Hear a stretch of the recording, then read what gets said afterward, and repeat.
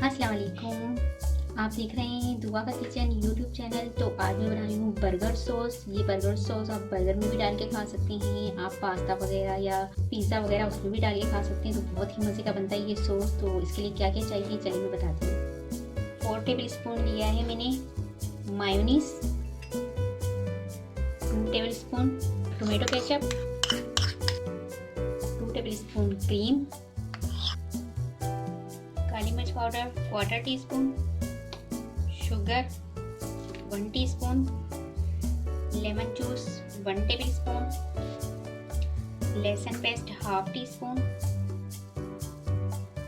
अजवाइन 1/4 टीस्पून, कुटी हुई लाल मिर्च 1/2 टीस्पून, नमक 1 टीस्पून, हल्दी जायका, पेपरिका पाउडर 1/4 टीस्पून। मिक्स कर लेंगे।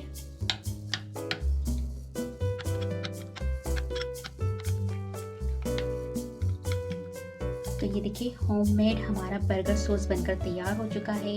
इसे आप ज़रूर ट्राई कीजिएगा। उम्मीद है कि आपको ये बर्गर सॉस की रेसिपी पसंद आएगी। अगर पसंद आए तो वीडियो को लाइक करें, शेयर करें और मेरे चैनल को सब्सक्राइब कीजिए। आपसे मिलती हूँ इंशाल्लाह एक नई वीडियो में। अल्लाह हाफिज़।